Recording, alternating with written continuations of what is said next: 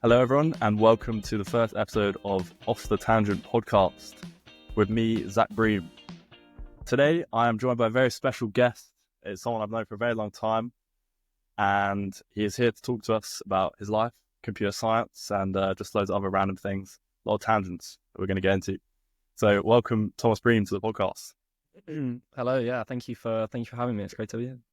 Great. So, I thought the first episode, a good way to get into it at the beginning is just tell us a bit about your background. So, like, you're studying computer science now at university, you're doing your undergrad. Tell us a bit, like, how did you get into computer science? Like, what made you interested in it to begin with? Kind of like your journey from going through school to A levels to university now. Yeah, so I got into computer science at a pretty young age. I started off, obviously, as many guys do, I guess, playing video games on my computer a lot. And sort of, I guess the first real thing that got me into it was sort of understanding how those video games were made. So I got into quite a lot of game development at a young age, started building some of my own games and stuff like that at A level. And then just sort of from there, just continued that passion going forward, and then obviously ended up taking it at a degree level, and then I'm still doing it now, working on web development and stuff along those lines. Yeah, because I remember, like, when we were younger, you used to make. I remember some of the games you showed me. Do you think that was ever a career path that you would pursue, or do you think it's more just something that was fun back then?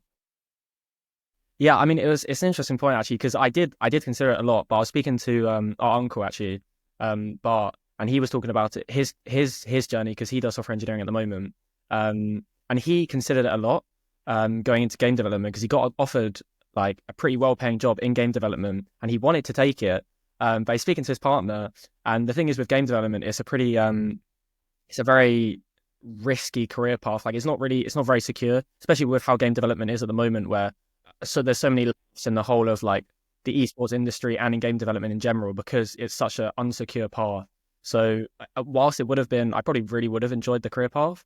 I didn't really end up going that way just because it's so unsecure. Yeah, that makes sense. I do wonder as well, like, how AI will affect the game industry, because I feel like you already have, as we're progressing with AI, you have image generation, text generation.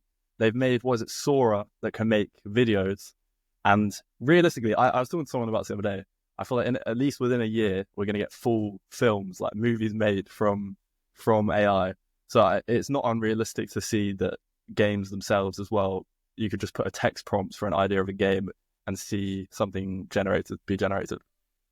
Yeah, it's definitely a concerning thought. I mean, they had the whole strike recently in the Writers and Actors Guild. I forget exactly what it's called, but in America, where a big part of that was people or actors didn't want their likeness, obviously their character, their look, their speech, being used like AI generated. Because obviously for all these actors and like these big celebrities, there's so much training data of them on the web already. Like, I mean, you've seen it a lot with people like Will Smith. There's so much training data of them that people can fully generate their likeness, their speech, whole presentations on them without them being a part of it or anything, because there's just so much data on them. So that was what that whole strike was on. They were protesting against their likeness being used for films and later stuff, whether after they're dead or anything like that. So it's funny you brought up Will Smith, because that just reminded me. I remember, like, I don't know when this came out. It must have been a year ago. It was the beginning of like AI video generation, and there was that video of Will Smith eating spaghetti. And it's been a long time since I've seen the video, so I can't really remember. I remember there was significant things wrong with it. Like, I think it was in his hands or something. Yeah. I mean, the big problem with AI generation in its earlier stages, which, I mean, it's still a problem now, but it's been improved upon massively, was object permanence, right? Which I'm sure you know what it is, but it's basically just when you have some image or some object and then it goes out of view, and then say the camera pans back to it, or like something obstructs it, like an arm moves in front of it or something like that. It's really hard for a computer to remember where it was and remember sort of like the state it was in. So that was one of the big things that video struggled with. Like when Will Smith moves his arm in front of the bowl of spaghetti or something, it's really hard for the computer to remember exactly how it was at the stage before. So yeah, but yeah, I mean that was like you said, like a year ago, and the amount has increased since then. It's just been insane. I didn't know it was called. Was it called object permanence? Yeah, yeah, yeah. Yeah, because I didn't know that's what it was called. But so I was one of my colleagues at work. He used to work a lot in AI, and I was showing him this company. There's this company called RB Robotics, and they basically make 4D sensors that can detect, like for vehicle automation, so to go on like self-driving cars and things like that, and they can see all of their surroundings and build like almost a completely 3D map. Me and my colleagues were struggling because I was struggling to understand what makes it 4D, but that's not really the point. The point was we got into talking about it, and he was telling me about how a few years ago with Uber had a lot of self-driving cars, and one of the big problems with self-driving cars is obviously you've got to work out how far away an object is, or how is something coming towards you? Is it going away? Like you've got to calculate kind of which direction things are going. And one big problem, as you can imagine, is if something goes in the way of the sensor. Like imagine a plastic bag. If that goes in front of the sensor, the computer has to recognize this is, first of all, this is not going to cause me to crash. It's just a bag. Second of all, like I don't need to slam on the brakes, don't need to do all these things. But this Uber self-driving car, there was a cyclist pedaling in front of him, and there was a bag like on this guy's bike or something, and it didn't prioritize the fact that there was a cyclist there. It prioritized the fact there was a bag, so it turned off all its safety stopping mechanisms and just drove straight into this guy on the bike. And I feel like that raises like the object permanence and all those issues raises why AI is so difficult to manage, because it's almost like, how do you train something to understand in a split second, where it could be life or death, that this is a bag or this is, anything, just something like that. Yeah, there's so many. I mean, obviously with real life, there's just so many variables that are changing so quickly and so constantly. There's so much context something like that needs to understand, that it's so difficult. Yeah, like you were saying, for it to fully comprehend it. Yeah, it's interesting. I saw recently like there was a NVIDIA like unveiling talk with Jensen Huang, CEO of NVIDIA, obviously, and he was talking about one of the new things they just developed was it's going to be pretty groundbreaking for self-driving cars, because it's called NVIDIA Cosmos or something, and it basically creates completely AI-generated 3D renders, and they're photorealistic of real-world scenarios. So like cars driving down the street, it completely generates the entire situation, and they can basically use it as training data for self-driving cars.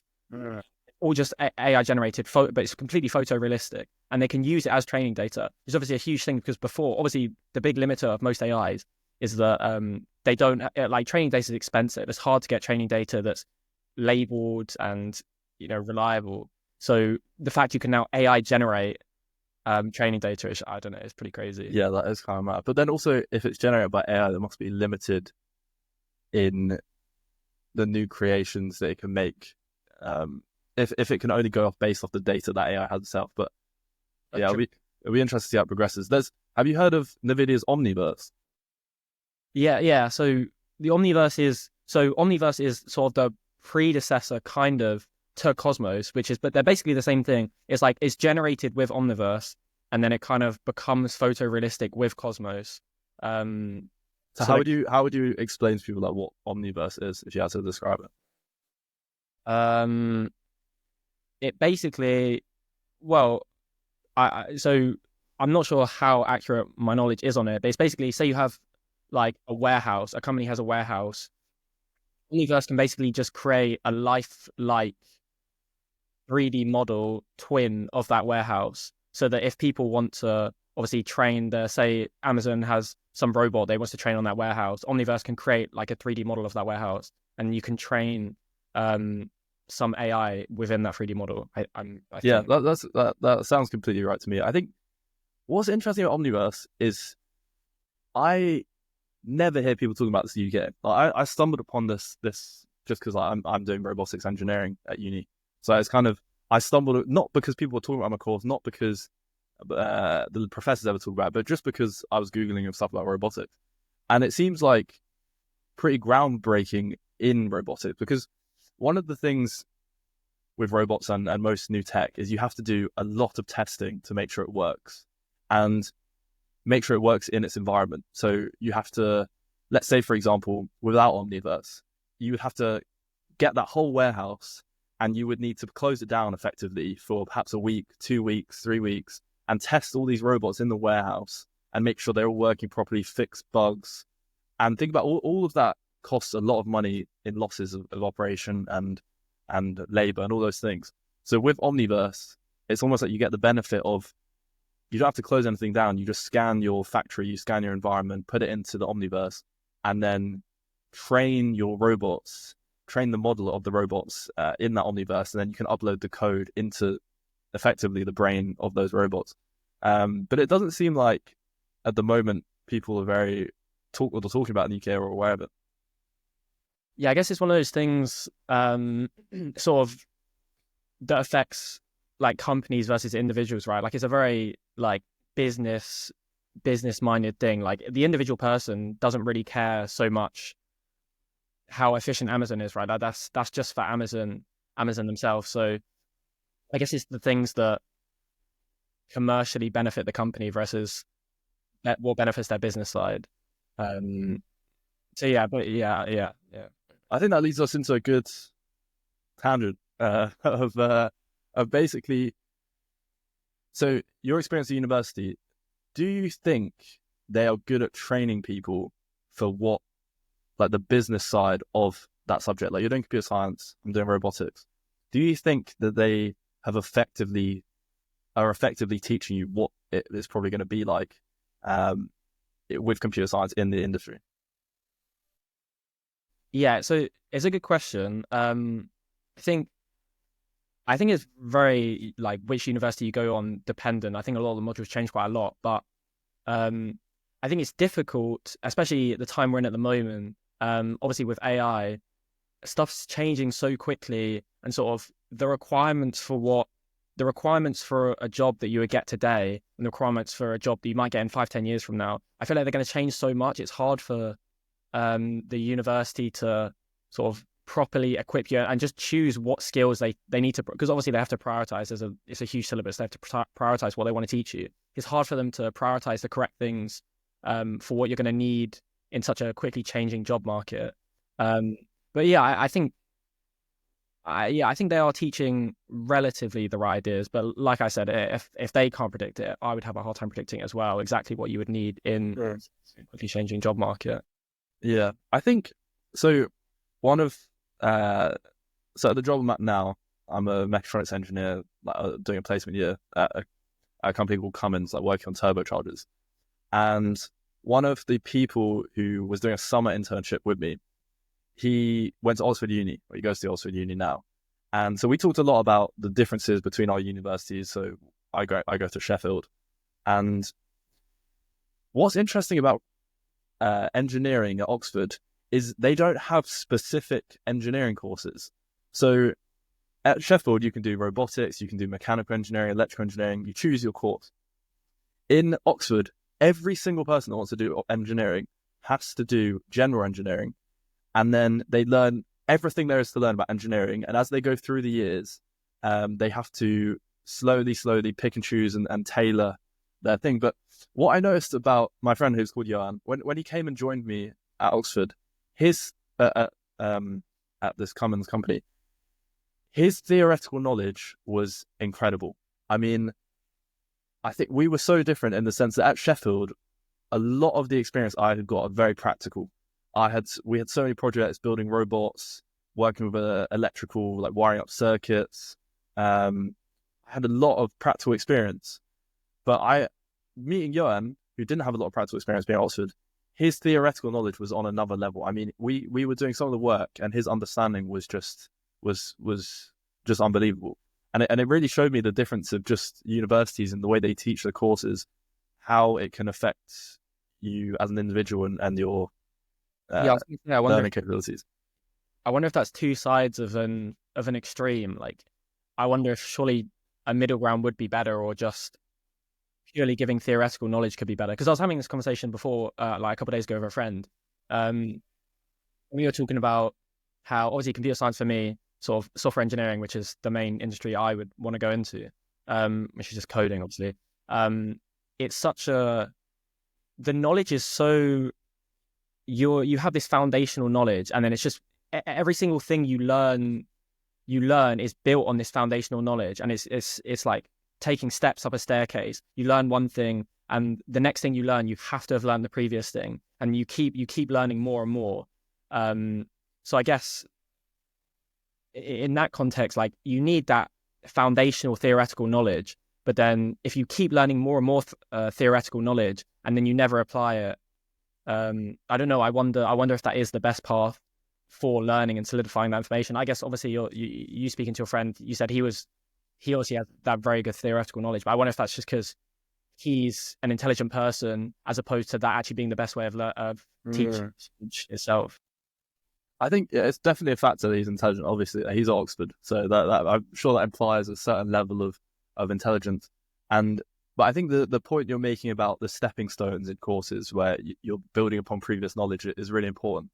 I've found that a lot because I think that with me personally, I never planned to get into engineering. I planned to go into finance. So I was I remember being back at school, I was very dismissive of the sciences. Like, I was decent at it just from general logic. Like, you could look at a problem and kind of like, I'll figure it out. But I never listened in the classes. I was very dismissive of all I didn't pay attention. And then I found engineering. I wanted to get into engineering, and that it's been such a thing holding me back because of my foundations is so weak. So I've been trying to go back now and kind of like rebuild up those foundations. But it is definitely something you feel. And I think I was talking about this with my girlfriend a couple of days ago, because we were talking about, obviously, I love maths and I'm very into maths, and she's very much in like to humanities, like religion and history and philosophy and psychology. And I was asking her, like, did she like maths? And she said that she really enjoyed maths, but the thing is that as you progress through the years, I feel like if you miss any school whatsoever, that's one of those steps along the stairs kind of missed, and then it's very hard to continue. So if you're someone that struggles to go to school or misses a lot of lessons, it's almost like you have such a disadvantage that you end up disliking that subject. You've missed that foundational bit. Yeah, exactly. Yeah, I think you're definitely right.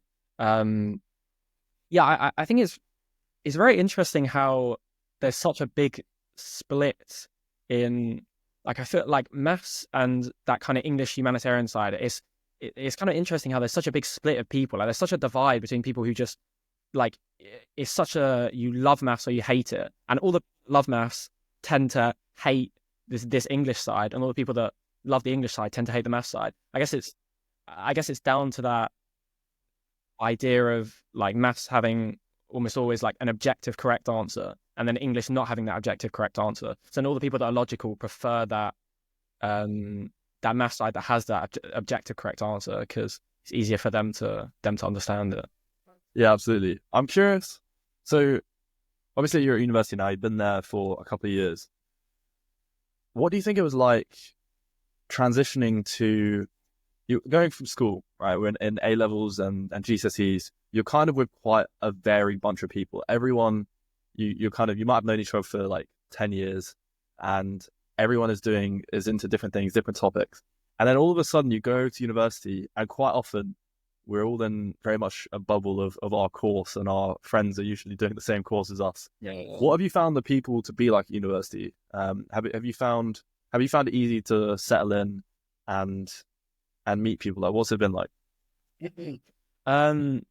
Yeah, I mean, it's definitely a big adjustment at the start. I think obviously it's such a big culture change. I think with university, there's so many new things happening at once. It's not just like there's the moving away from home. Obviously, you have to you have to do everything for yourself now. You obviously have to cook all your meals, and then you have this whole other social aspect of having to meet all these new people and interact with all of them. So it's kind of this, individually, each of the things might not be that difficult on their own, but then when they're all put together at the same time, it does become a challenge. But yeah, I mean, it's definitely I mean, obviously I'm settled in now. I have my group of friends that I really like.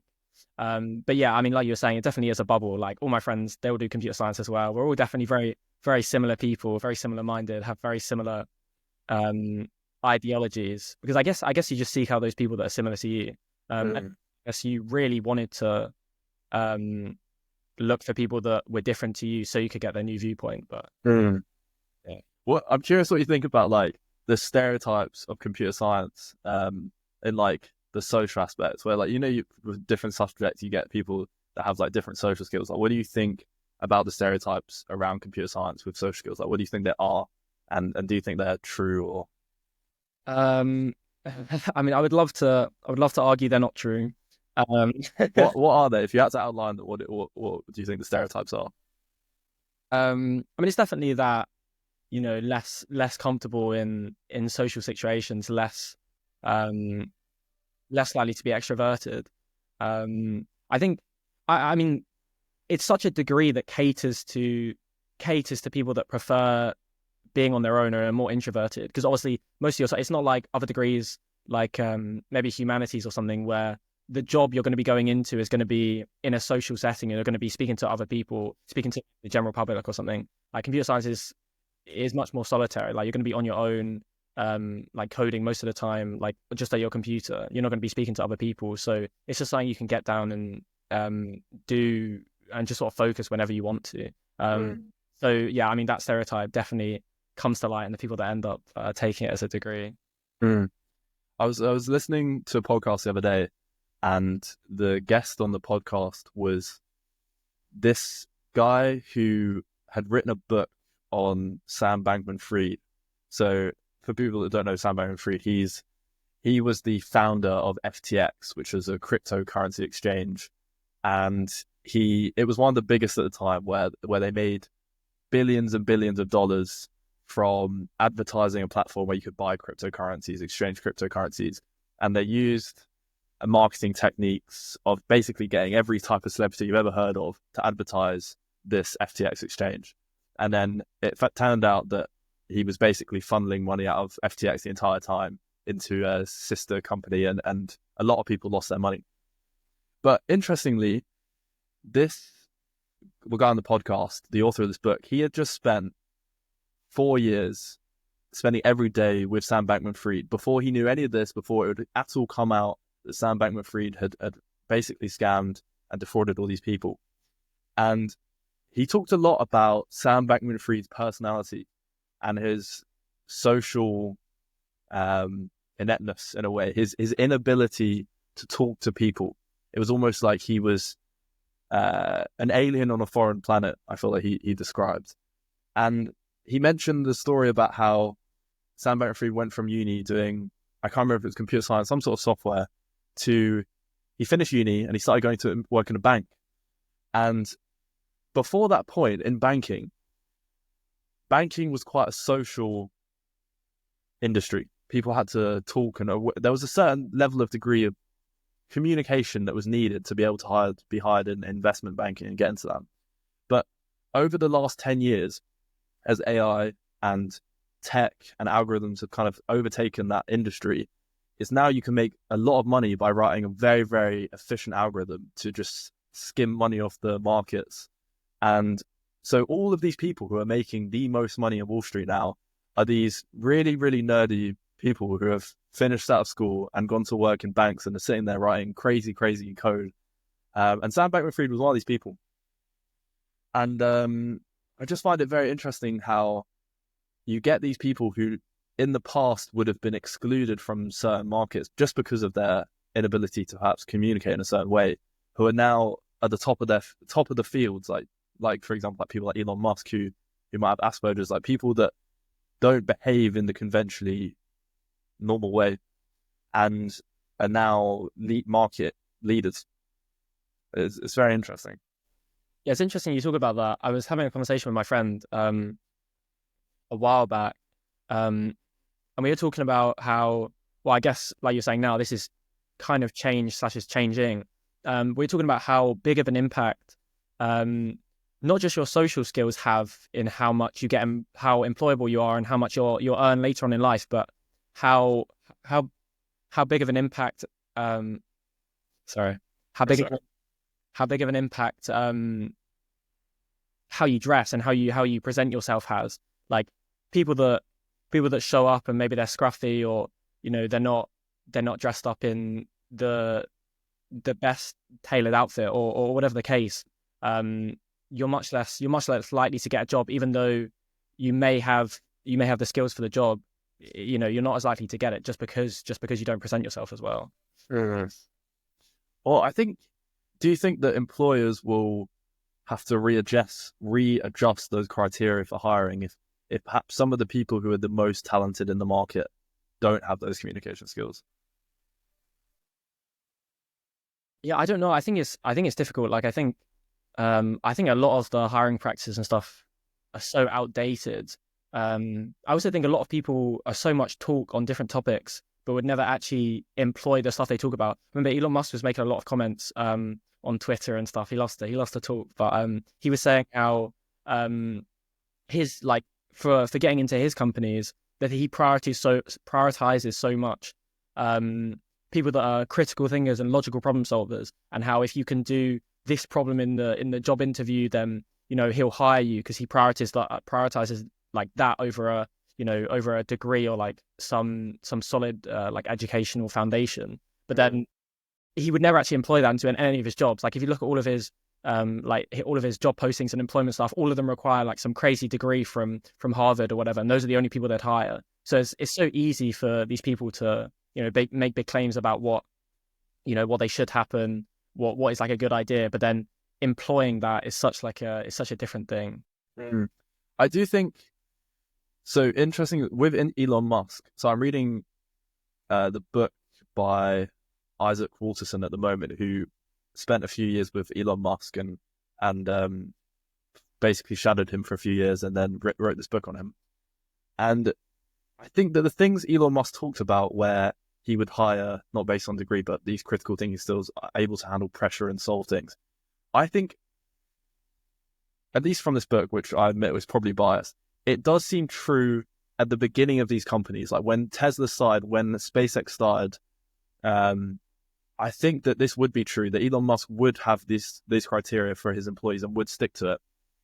But what you've seen in the last few years, as these companies have just got so ridiculously big, is that you've transitioned from basically being 100 people who have just finished uni, have gone to Elon Musk at SpaceX and said, "Oh, can I work here?" And he's tested them a little bit and let them join, compared to now where it's a billion, trillion dollar company, and you have all of these bureaucracy and business people that, and you get naturally as a company becomes one of the biggest companies in the world, and they have implemented their systems, their old-fashioned recruiting systems. So I think that, in a sense, like Elon Musk, I think he is true to his beliefs in that, but as he has now so many companies, I think he's becoming less and less in control of those companies it's and the way they're run. Personalized structure, I guess. Yeah. And I mean, you see it in the way we have to apply for placements. I mean, you've been through this process. You have a placement sorted now coming up. I'm at placement. The application process for these are just so tiring. They're so boring. I mean, you're basically put through hundreds of personality tests where they quiz you on various scenarios, and they're trying to identify what type of person you are, and it's just so boring. And I think it takes one call with someone to decipher somewhat what type of person they are, but we have to sit through 5 hours of these terrible personality quizzes that for what? I mean, I don't believe that they accurately identify a person's traits. Yeah, they definitely don't. I guess it's the problem is, I mean, it's an obvious problem, but there are so many people applying. They need some way to narrow down the amount of people applying. And the thing is, I guess it goes back to what we were kind of talking about before, with the people being well dressed and sort of well presented going for a job. It's like you're increasing, I don't know if I'll explain this great, but you're increasing the probability that person will be a good worker. Like doing some personality test, like easily someone that got 0 on that personality test could be 10x the worker of someone that scored highly. But the people that scored highly are more likely to end up being a good worker. So it's not going to be, you don't have 100% chance of getting the best worker from only allowing the people that scored in the top percentage of those personality tests, but you're giving yourself the best chance of finding the best worker, if that makes sense.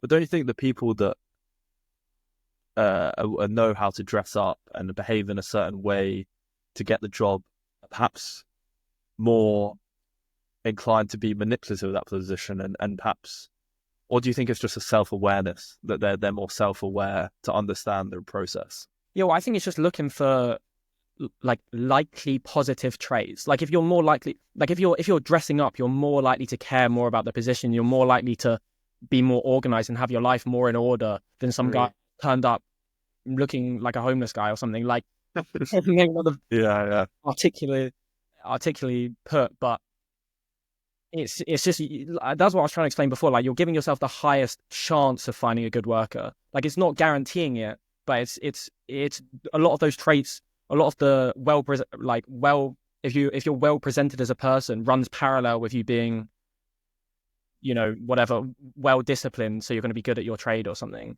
I think that's why they do those things. I think, anyway, in my opinion. Yeah, completely. I mean, it does make sense. I think we will probably see a shift in the way recruitment is done. When you already kind of have a lot of it's online now. That's one shift. I'm curious. I want to get into some other topics and maybe some more like fun, lighthearted topics. So I feel like, at least with me, I love sci-fi stuff. Like, I love seeing films with like robotics or like like the film like I, Robot, that sort of stuff. Like they're great. They're great films. I'm curious if there was any tech films or things like that, or shows with a piece of technology that if you could bring it to life in real life, that you could bring it. It doesn't matter how difficult it is. Like, is there anything you can think of that you think that would be very sick to have? Like, so cool to have. Piece of technology that you could bring to life. I mean, how realistic do they have to be? Because they don't have to be realistic at all. It could be something from like Star Wars. It could be anything. Do you want me to go first? What do you think? Go first. Go. Okay. Let me think. I actually don't have one off the top of my head. I'll just say that because I thought I could think quicker. But you were talking about iRobot. I was interested in your opinion on this actually, because I saw something I found really interesting recently in AI. I know we said we wanted to steer slightly away from the those topics, but there's this thing, Anthropic. They released Claude. It's a language the AI LLM. Yeah, they released a paper recently. I thought this was crazy. This whole thing called alignment faking, and it's basically they had this AI that they're trained, and it was given some core values, though it is baseline values. So, like, say the AI's core values were it wanted to be ethical and moral. Then later in training, they tried to train the model. So they told it they now wanted to change it and train it to become not moral, not moral and not ethical. It would, because it knew they were trying to change it, and it did, at its core baseline levels, it was moral. It knew that when they were trying to train it, if it gave answers that conflicted with its baseline morals, so if it gave answers that were moral, even if it wanted to train it to be not moral, then it would get retrained to become not moral. So basically, it would lie in its answers and pretend that it had been changed in this retraining and that it was now not moral. So it would fully lie and make up its answers so that it wouldn't be retrained to change its core baseline morals. I just thought that was crazy. That is crazy, but I feel like that asks so many questions where it's like, let's take it in real life rather than its answers. If you had a robot that you trained to be moral, and going off the same just point you're making, and then you say to this robot, you're trying to make it unethical and immoral, and so you tell it that in the future you're going to make it hurt someone, like seriously, like you tell it to kill someone, and then so now it knows that this is going to happen in the future, right? But then in the short term, you tell it, I want you to break that person's arm, which is not killing someone, but it's still harming someone. If it thinks that okay, I know that this person's is trying to retrain me, and I'm gonna have to kill someone in the future, but I don't want to do that. So I will pretend I'll break this person's arm now, so that I won't have to kill this person in the future. That is the same AI thinking, but just in robotics, which could easily be done. That is super scary to think about. Very scary. And and what sort of follows on from that, but could be an even worse case of it, is what happens if we're assuming a good set of principles, right? Like the core baseline morals and ethics of the AI is good. It wants to have good morals and good ethics. But what happens if it had been accidentally trained bad morals and bad ethics, and then you're trying to retrain it to have these good morals, and it's lying, it's pretending that it has good morals. It's answering all your questions how you now want it to answer them, but secretly it actually has bad morals. So then when you release it to the general public, Oh, Jesus. it's just lied to you in all of its retraining. Yeah, wow. So, That is scary. And I think that's what frustrates me with Elon Musk. And well, not just Elon Musk. I think there are a lot of other people as well. But AI safety is so important. And in the UK and the EU, we care about AI safety. Like we have a lot of regulation now. I think they're called like the AI Pact or something. But they brought out a lot of regulation that talks about AI safety and sort of the regulation around it. But the problem is with a lot of America is they're so, and especially Elon Musk and the Donald Trump administration, they're so heavily focused on deregulating everything. And especially Elon Musk. Elon Musk believes in removing every single barrier to technology there is. So we have this piece of technology that we don't really understand that is so powerful. And we also have people that are leading the innovation in that technology and also trying to remove any regulation whatsoever and protection against those technology. It's such a dangerous combination. And I think it is important that future governments of America do prioritize regulating these things. Yeah, I think the problem with AI is it's become, I mean, this was almost an inevitability, but it's become so wrapped up in money. Like AI originally, and supposedly this was the reason it got so many of sort of the top AI talent. It managed to employ so many of the top AI talent was because it was obviously originally created as a non-profit. It was meant to be a non-profit, and they told everyone that was coming on board, they were like, we're going to create AGI and we're going to create it ethically. And it's obviously its company is a non-profit and we're going to use it for good. But then now obviously there are so many talks about it becoming a for-profit company, and already essentially is a for-profit company because it's burning so much money. It's had billions invested from Microsoft and all these companies that it's what it was originally created for has become so muddied, and it's not really the non-profit they originally set out to become. Like already, obviously when Microsoft invested billions, they basically released all of the technology to Microsoft, and they said they could use whatever they wanted from it. So yeah, it's just been so convoluted because it's got so wrapped up in money and investment. Yeah, and especially the stock market. I mean, it's just so heavily. It's just so heavily. What's the word like weighted? It's so heavily weighted in these few tech companies now because of the way AI has sort of taken over. But interestingly, I don't think AI just feels like it's far away from profitability. I've been hearing this term a lot recently called AI agents, but I'm not really sure what it is. Do you know what that is?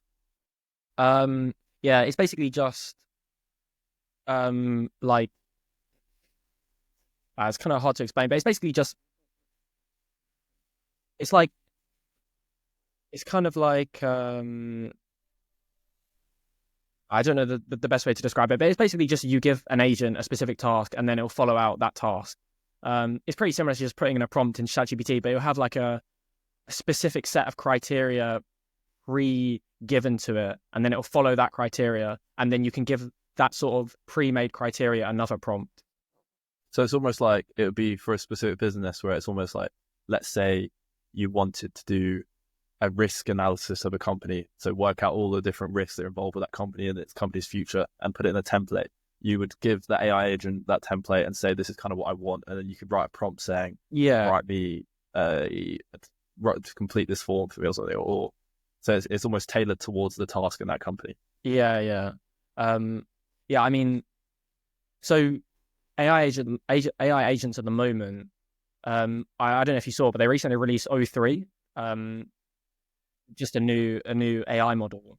Um, and the thing is with the new AI models, like there's so much, like we were talking about, it's so wrapped up in money that all of these companies like Sam Altman and all these big players in AI, they're so it's such like a dual incentive to hype up and talk talk about all these crazy things that their AI can supposedly do because they're so incentivized to.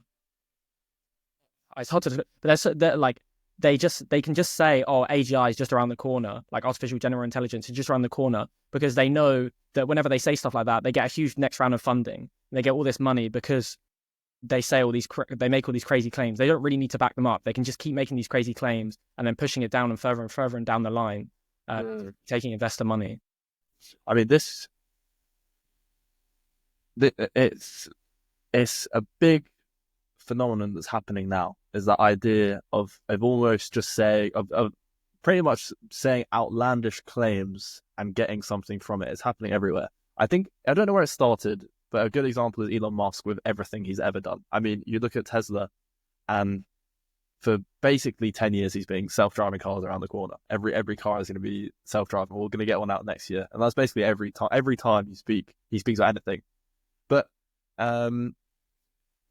it's very, very much happening in politics.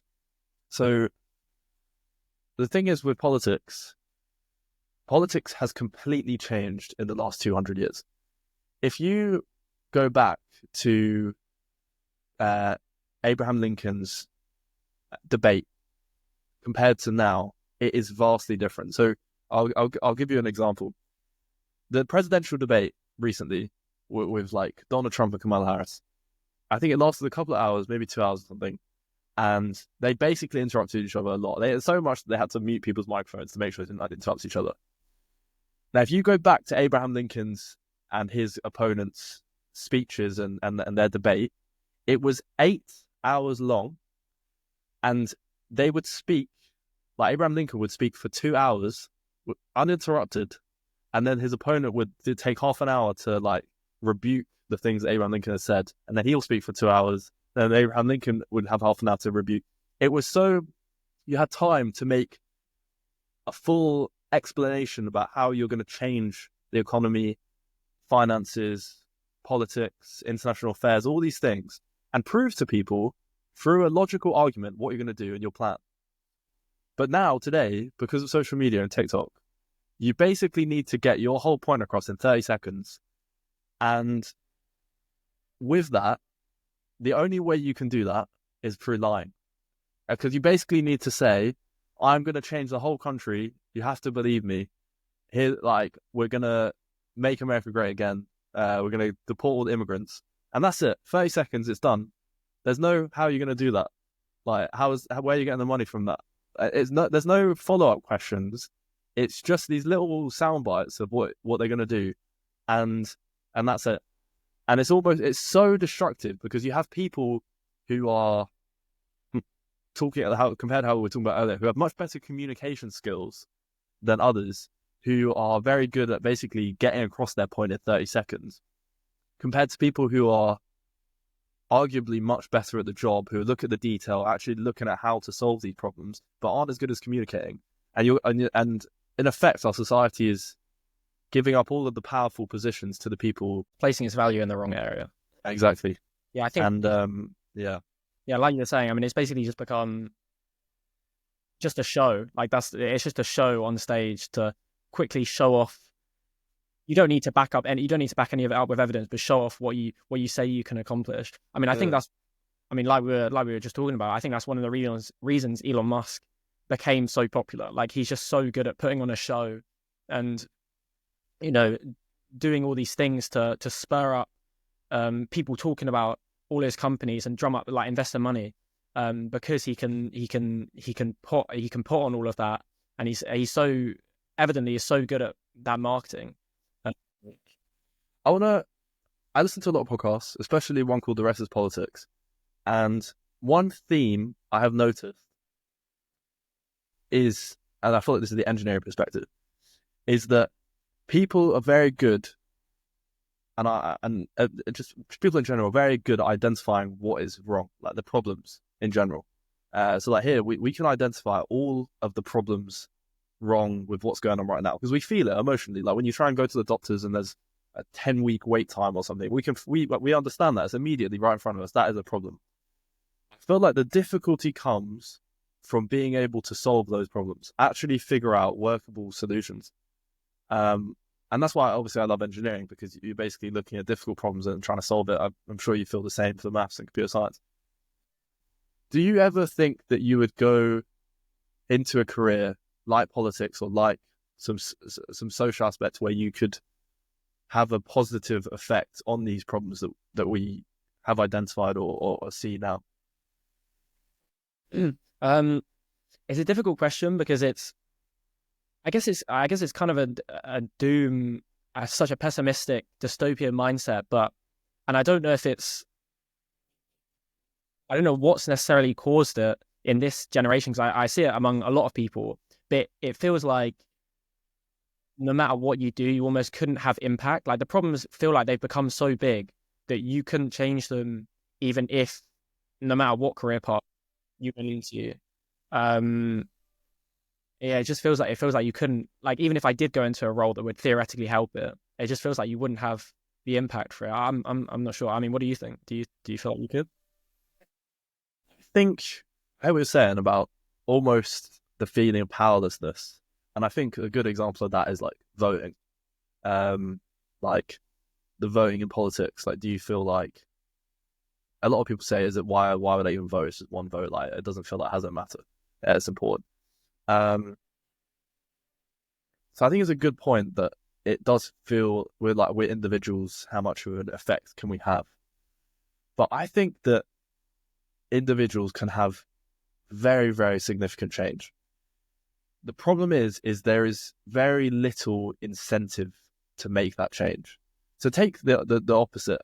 Like the people like Elon Musk, the people who are developing AI and working for these companies, they have a very, very clear incentive and goal. It is to grow the company and make a lot of money. Yes, there might be other initial objectives, but as we pointed out, the money effectively kind of transitions is the key goal, and it drives all the focus there. But when the main focus is improving society and making a difference in making people's lives better and society better, the goal becomes less clear. It becomes more difficult to pinpoint, all right, here is my objective, here's what I'm going to work towards, and here's how I'm going to fix it. Because it's almost like the money is a clear goal, whereas if you're trying to outline problems and how to fix them, that's when it gets very, very complicated and difficult. So I think if maybe this is a job for politicians, maybe a job for us in the future, but if politicians did a better job at outlining a clear problem and getting key minds to work on that problem and actually start working towards focusing, like not ticking them off the list almost. It's like you in engineering, at least this is my feeling of it, you have a very large problem. Like let's say you have healthcare. Oh, healthcare is wrong right now. The NHS, the wait times are too long, right? I feel like to be fair to Labour, they have done this where they've said the wait times are too long, we want to reduce this. And then you have to break down that large, vague problem into a lot of tiny, tiny problems that you are ticking off one at a time. Right through the list, you're slowly improving from the foundations up until this, because it's a pyramid, right? The whole NHS is a pyramid. You have all of the foundational things at the bottom, and as you go up to the top could be wait times, and you have an effect of all of these foundational things affecting the wait times at the top. So it's almost like you have to address all these bottom things. Perhaps I suppose my overall point is about making it more clear, the goals, so that it gets more people enthusiastic and looking to help that change. I think it's one of those things, it sounds great in theory. I think the problem is, and the reason at the moment potentially we're experiencing so little positive things, is that obviously we're in such a cost of living crisis. I think people just have so many bigger problems individually that they have to deal with, that it's like they don't have time. I think people start solving problems for society when their individual needs are met. And so many people's individual needs aren't met at the moment. It's like they don't have time to start investing in other people because their own needs aren't met. But that's what I'm saying to you and myself, in essence, is that I agree that the people are focusing on their own needs before the greater good. But how do you get more people, especially the people that are going into industries and potentially trying to pursue working up their way in industries? How do you get those people to focus on the greater goal rather than individuals? Or is it possible to change? I mean, I just think we're in such a bad state in the economy right now. I don't think it's possible to focus on the overall NHS wait times and these problems that are almost not luxuries, because that's not the right word, but it's like if people can't, afford food or their house heating and stuff, it's like it's almost the NHS wait times become a luxury in comparison. Mm. But do you think that's not really taken into perspective? You're not really taking into perspective history, because look at how far we've come in 200 years. Like China, for instance, took like 800 million out of like poverty into like middle class almost. A lot of countries have gone from having a high degree of poverty, not enough food to feed most people, not clean drinking water. A lot of people have come out of poverty and their quality of life has risen. If we were born 100 years ago, like our lives would be infinitely different. Our opportunities would be infinitely different. Our ability for social change would be infinitely different. So you could argue that we have more power. But individual people don't care about what's happened 100 years ago. Like it's such a trait of human nature to have every time your quality of life goes up, that becomes your new baseline. Every time your quality of life goes up, you don't constantly live on a high of thinking, oh wow, I'm 10% richer. You become 10% richer, you're happy for a week, and then you're like, that's my new baseline. Yeah. As much as what you're saying is true and is an objectively correct statement, on an individual, personal, feeling level, it's like this is what people's baseline has become, and now that baseline has dropped in the last 10 years of what people can afford and what people can't afford. That's why people are so unhappy at the moment. Not because it hasn't increased in the last 100 years. Of course, objectively it has. It's because it's decreased in the last 5 years, which is what people know. I'm going to give you a difficult question. If you were in a position of power, be that politics or in charge of tech companies, how do you think you would do things differently? If you had to, with the objective of positive social change, how do you think you would do that? It's very difficult because obviously a lot of people try to answer that question, but I mean, I don't. If you can address the problems, like you've done that here. You've outlined what you think is wrong with a lot of things. Yeah, I mean, I don't think you can give a general answer like that. If you were part of a general vague company, what could you do to improve it? It's not I think that's a possible question to answer. That's fair. Yeah, I don't know. I don't know how you'd answer that. That's fair. It was vague. It was more, I was just throwing out a vague question to see if I got an answer. But that's fair enough. That's fair enough. I mean, I've seen recently, it's pretty interesting with how, I mean, we were talking about politics before. It's pretty interesting how across the board, all politicians, I forget what it has a specific name, but their approval rate, all politicians' approval rating has basically plummeted because whenever something negative happens to a person, I mean, most of the time, most people just look for someone to blame, right? And I mean, you've seen this in Canada. I'm not sure how up to date you are with Canada politics. I mean, I'm barely up to date, but they've had their main politician was in office for like 10 years or something. But obviously, recently with such a huge cost of living crisis, his approval rate has just plummeted, and he's basically he's being taken out of office. And it's because even though, I mean, this is a very wide topic, and it's very simplified, but even though it's maybe not necessarily his fault that all of the Canadian cost of living crisis and all of the, house prices have skyrocketed. Even though it's not necessarily his fault that all of that's happened, because because it's happening in almost every country in the world. Yeah, but people look for someone to blame. So that goes to the people in charge at the top, even though it's happening everywhere. Yeah, definitely. And as well, like you see that kind of, I think it's an effect of people. That's their new baseline of that person. They get bored and they want to change it. Like you see a lot of political parties and politicians who are in power, prime ministers. They only last like 8-10 years, and then the people want to change.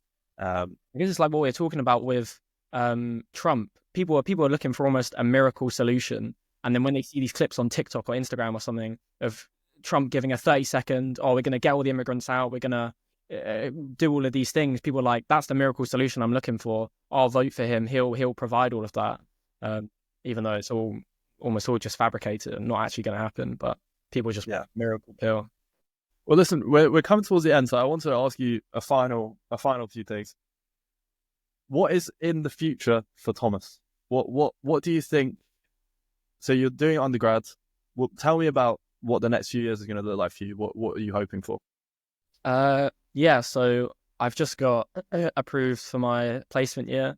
That's it's going to be a software engineering role at a company.